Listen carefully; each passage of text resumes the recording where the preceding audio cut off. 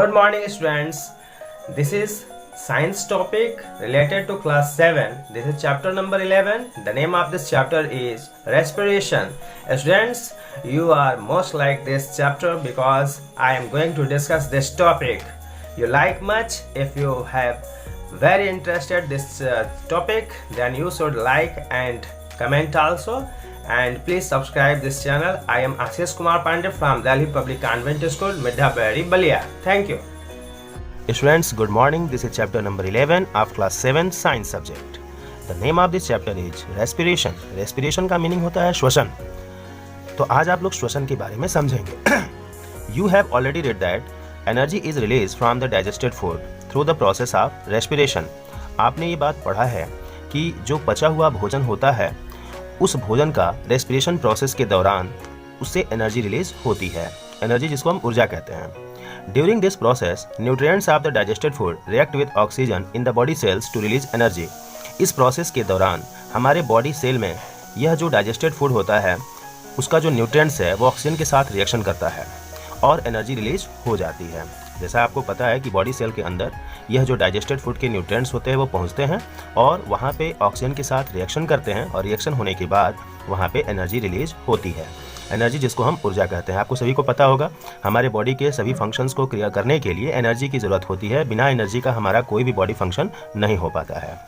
The reaction with oxygen is known as oxidation.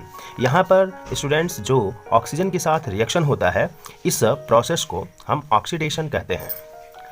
Respiration is the process of taking oxygen, using it for release of energy by oxidation of food and eliminating waste products, carbon dioxide and water.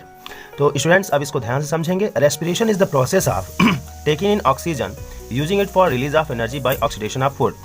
Respiration वह process होता है जिसमें oxygen जो होता है use होता है और साथ साथ में जो हमारा फूड है वह जो होता है ऑक्सीजन के साथ रिएक्शन करता है और एनर्जी रिलीज करता है और कुछ वेस्ट प्रोडक्ट होता है जिसे वो बाहर निकालता है जैसे कि कार्बन डाइऑक्साइड और water. Students, the two main processes of respiration are external respiration और breathing, that is take in air rich in oxygen inhalation and giving out air rich in carbon dioxide एक्सोलेशन.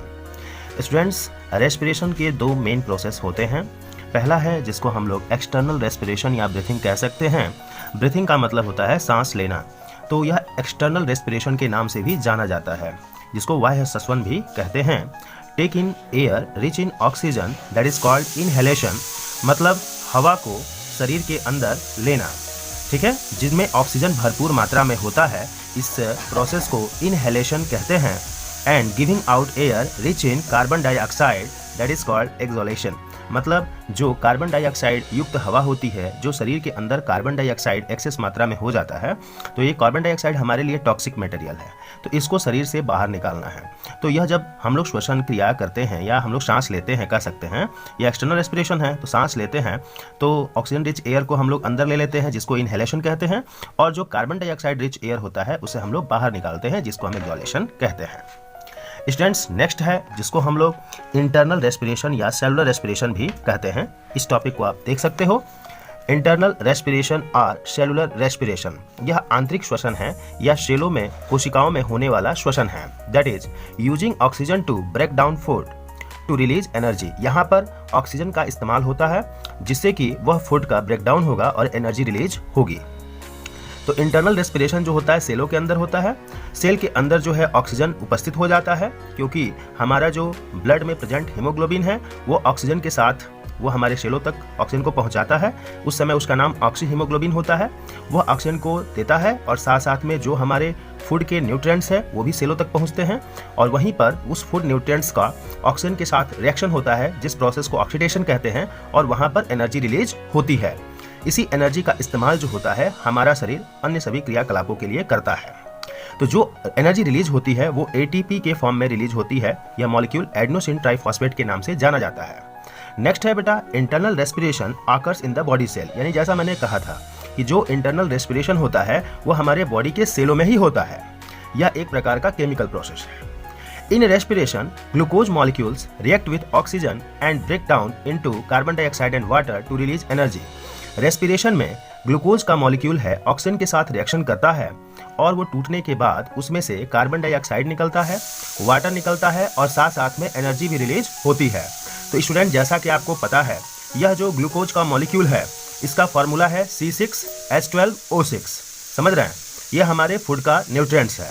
यह oxygen के साथ क्या करेगा? Reaction करेगा और यह glucose का मॉलिक्यूल टूटेगा तो क्या क्या बनने वाला है? कार्बन डाइऑक्साइड गैस बनने वाली है और वाटर बनने वाला है। ये जो दोनों के दोनों हैं ये हमारे लिए वेस्ट प्रोडक्ट बन जाते हैं और इसको शरीर से बाहर निकलना जरूरी है। साथ साथ में एनर्जी भी रिलीज होती है। यह जो एनर्जी रिलीज होती है वह जो होती है एडेनोसिन ट्राइफॉस्फेट के मॉलिक्यूल के रूप में रह जाता है, जो हमारा बॉडी समय समय पर इसका इस्तेमाल करता है। स्टूडेंट्स, यह टॉपिक आपको कैसा लगा कमेंट्स में जरूर बताइएगा और इस टॉपिक के बाद अगला टॉपिक हमारे नेक्स्ट पार्ट में एक्सप्लेन किया जाएगा। तब तक के लिए बहुत बहुत धन्यवाद। अगर आपको यह टॉपिक अच्छा लगता है तो लाइक करें और चैनल को सब्सक्राइब भी करें।